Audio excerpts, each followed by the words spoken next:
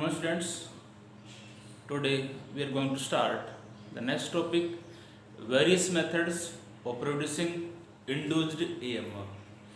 In last video we have started the topic for various methods of producing induced EMF only for first part. Last video के अंदर हमने topic ये start किया हुआ था various method of producing EMF. Various methods है जब आपका ईएमएफ जो है वो आपका इंड्यूस होता है। देयर आर थ्री मेथड्स, तीन मेथड्स इसके हम बताए थे। फर्स्ट मेथड में हम बताया था यदि आप सीधी सी रिलेशन आपका फ्लक्स का रिलेशन क्या बताया था, phi equal to B cos theta होता है। तो यदि आपका फ्लक्स चेंज होता है, ये हमने बताया था फैराडे सेकंड लॉ के अंदर, यदि आपका टाइम के साथ मैग्नेटिक फ्लक्स यदि चेंज हो रहा है कोई सर्किट का तो वहाँ पर ईएमएफ इंड्यूस होगा। तो फ्लक्स यदि चेंज होता है सीधी सी बात है मैग्नेटिक फील्ड भी चेंज होगा, एरिया और एंगल। तो तीन मेथड्स हो गए आपकी ईएमएफ इंड्यूस होने की। By changing the magnitude of magnetic field, इसको हमने फैराडे फर्स्ट एक्सपेरिमेंट में पढ़ा था। जैसे एक मैग्नेट को हम कॉइल की तरफ पुश करते हैं तो उस केस में धीरे धीरे मैग्नेटिक फील्ड आपको इंक्रीज होगा और सडनली गैलोमीटर जो है एक डिफ्लेक्शन शो करता है। इसका मतलब ये हुआ कि जो उस कॉइल के अंदर आपका करंट इंड्यूस हुआ। क्यों? इसी प्रकार सेकंड पार्ट हम करते हैं, इंपॉर्टेंट पार्ट है, by changing the surface area. कोई हम मैग्नेटिक फील्ड लेंगे, हम उसके अंदर एक लूप ले लेंगे कोई वायर का, जैसे उसको जैसे उस लूप का एरिया आपका जो मैग्नेटिक फील्ड के साथ लिंक था जैसे वो चेंज होगा तो उस केस में आपका ईएमएफ इंड्यूस होगा। तो induced EMF by changing the surface area. Second method इसका है ईएमएफ इंड्यूस होने का। तो इसके लिए हमने इस प्रकार से क्रॉस साइन दिखा रखे हैं, ठीक है। ये क्रॉस साइन जो है represent the uniform magnetic field and perpendicular to the plane of paper। इस प्रकार से क्रॉस साइन जो है आपका यूनिफॉर्म मैग्नेटिक फील्ड हम इसको दिखा रहे हैं। दिस इज P, एक और दिखा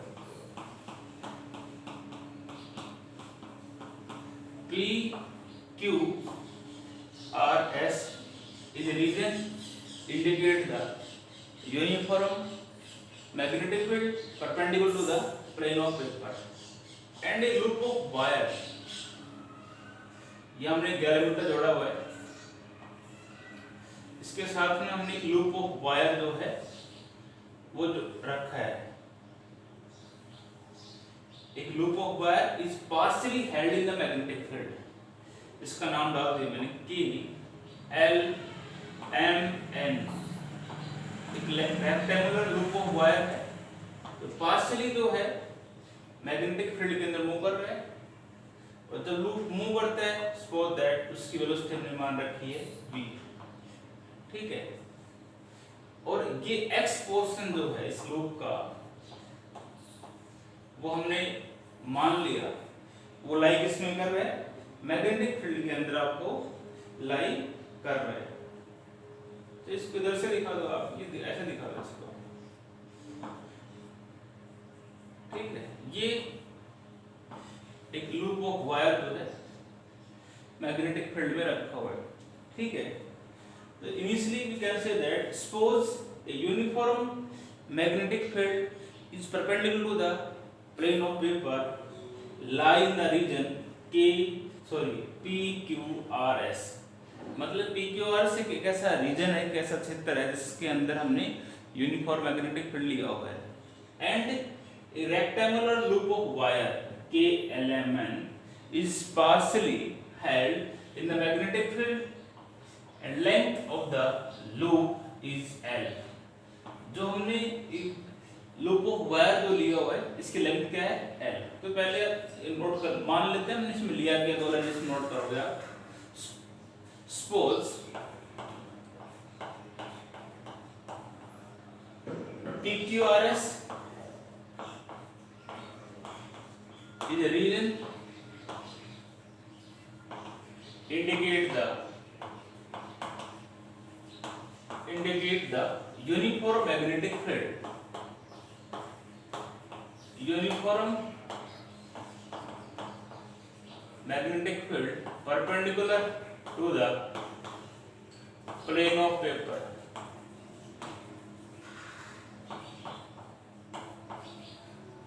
ठीक है,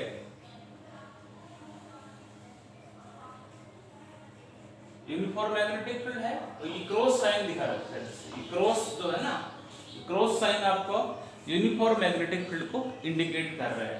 इसके अंदर के L M is rectangular loop of wire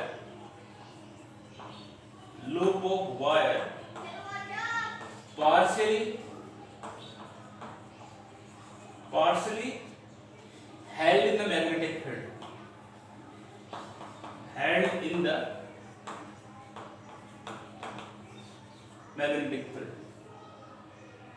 जो हमने लूप ऑफ वायर जो लिया हुआ है, ये पार्सली जो है, कुछ पोर्शन जो है इसका मैग्नेटिक फील्ड के अंदर आपका रखा हुआ है। ठीक है, कितना लूप है इसका, एक्स पोर्शन जो है, सपोज एक्स पोर्शन, एक्स भाग जो है, X portion of loop lie in magnetic field, lie in the magnetic field. x portion जो है इस लूप का, वो हमने इसमें लिया हुआ है। जो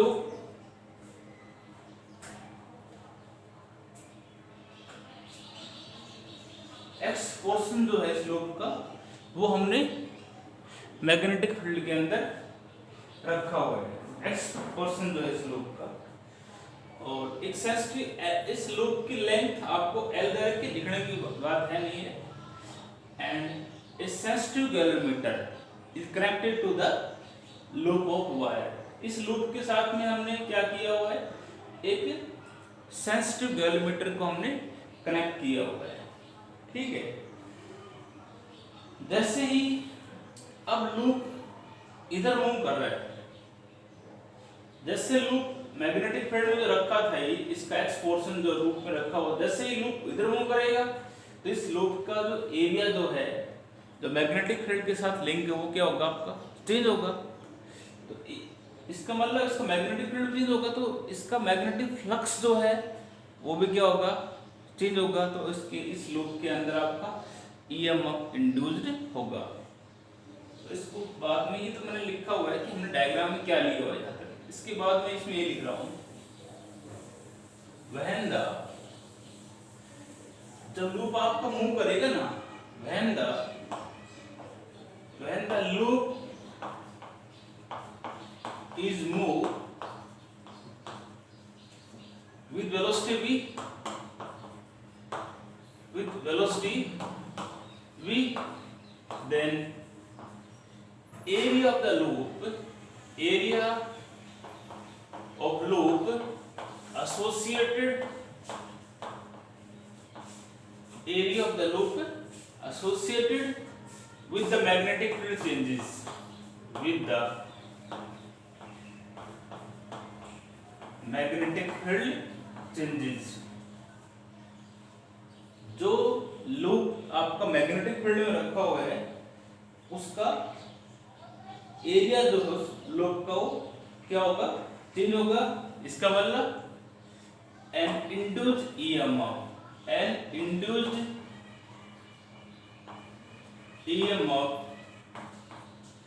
is set up in the loop।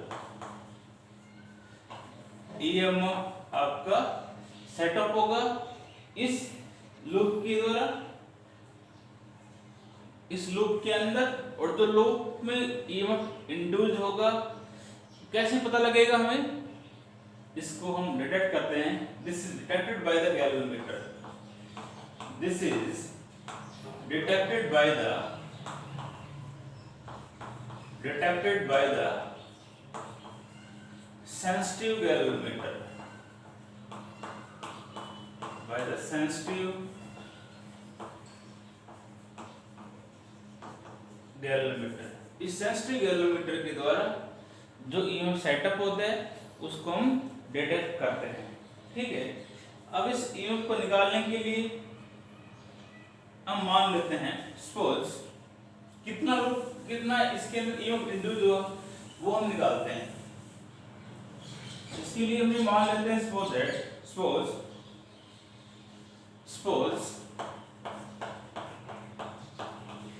in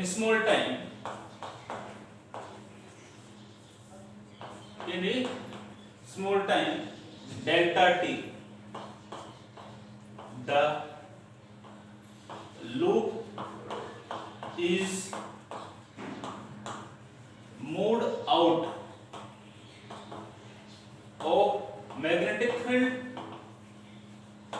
through a small distance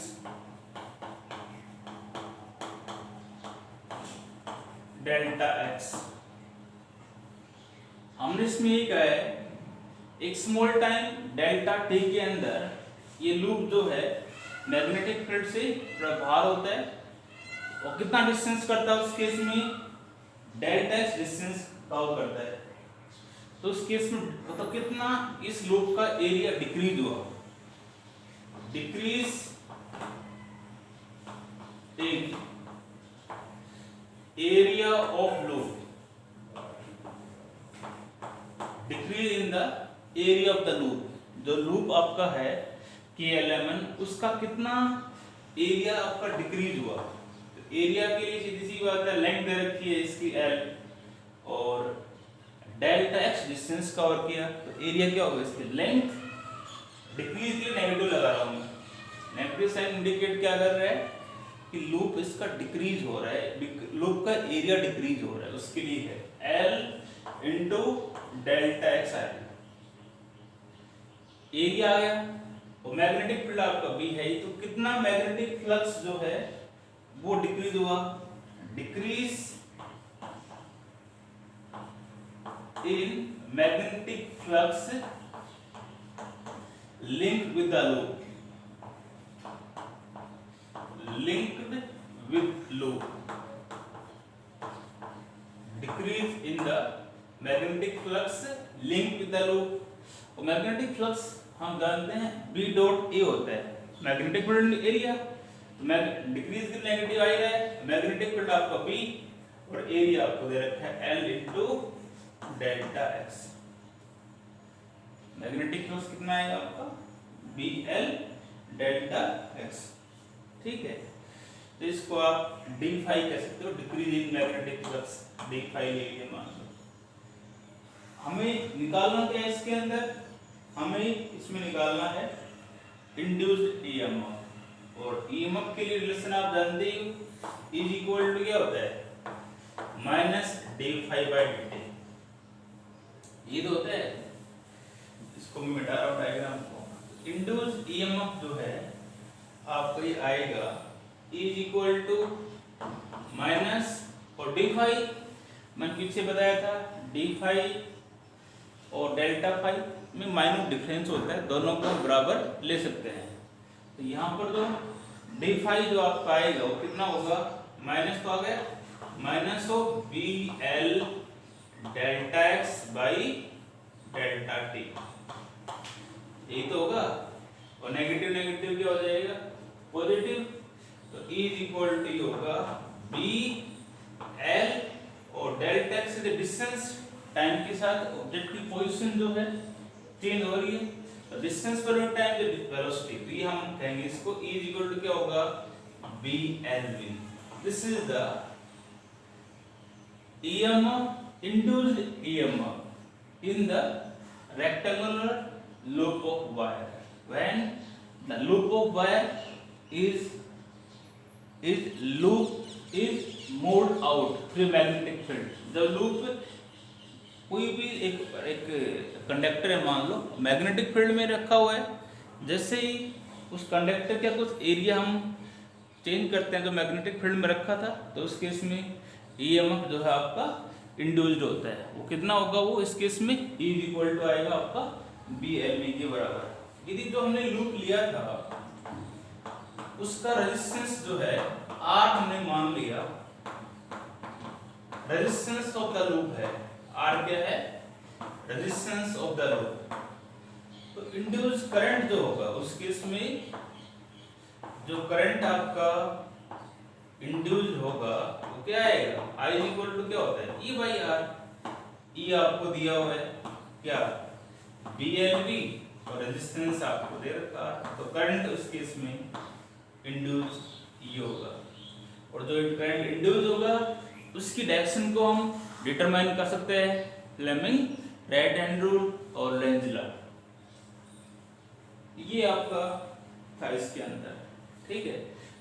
EMF induce का हुआ by changing the surface area. तो पहले हमने शॉर्टली मैं बता रहा हूँ, इसके अंदर हमने यूनिफॉर्म मैग्नेटिक फील्ड इसके अंदर हमने लिया हुआ था, जो क्रॉस साइन हमने ले रखा था वो uniform magnetic field perpendicular to the plane of paper.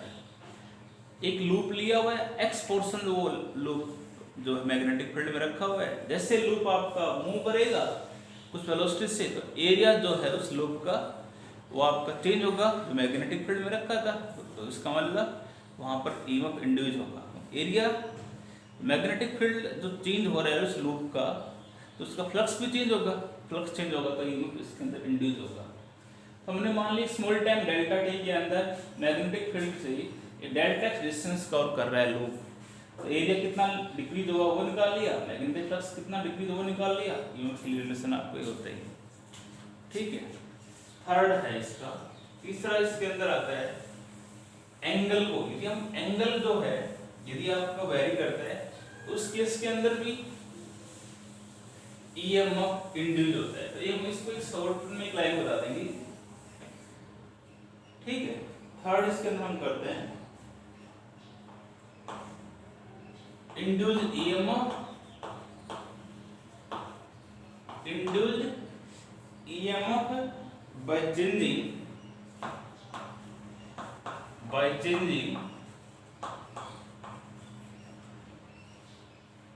relative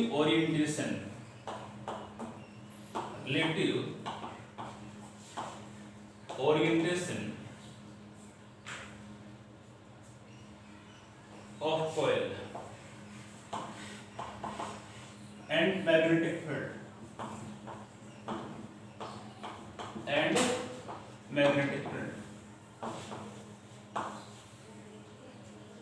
induced EMF by changing relative orientation of coils and magnetic field। इस टॉपिक को इसका मतलब यही हुआ, एक आपकी कॉइल जो होती है, कोई कंडक्टर है मान लो, वो आपका रोटेट करता है मैग्नेटिक फील्ड की, उसकी पोजीशन मतलब घूम रही है, मूव कर रही है, तो उस केस में आपका EMF इंड्यूस होता है। इसको 10th क्लास के अंदर भी पढ़ा होगा। 4th C चैप्टर जो हम पढ़ेंगे अभी, उसके अंदर भी हम पढ़ेंगे AC जनरेटर। उसके अंदर देखा होगा आपने एक आर्मेचर कॉइल जो होता है, जैसे ही आर्मेचर कॉइल जो है मैग्नेटिक फील्ड में रोटेट करता है, तो उस केस में मैग्नेटिक फील्ड जो है वो भी आपका चेंज होगा एक एंगल के ऊपर जो है कॉइल आपकी रोटेट करती है, तो मैग्नेटिक फ्लक्स भी उसका वेरी करता है। तो इसके अंदर भी हम ये कहते हैं कि जो है EMF इंड्यूस आपका होगा।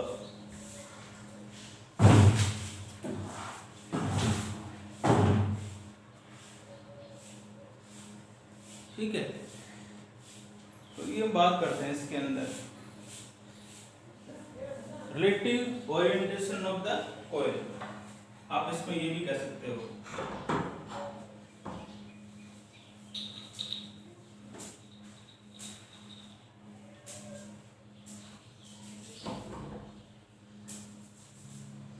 relative orientation of the coil induced EMF by changing the।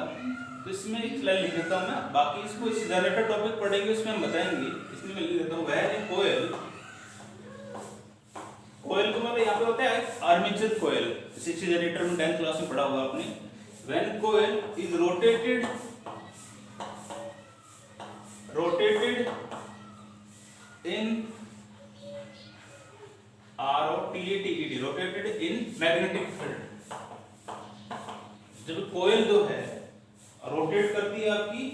Magnetic field, उस केस में एंगल जो है the angle theta between normal to the coil, between normal to the coil, normal to the coil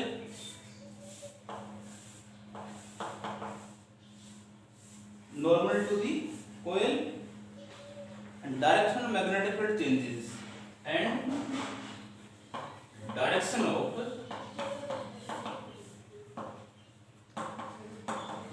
of magnetic field changes।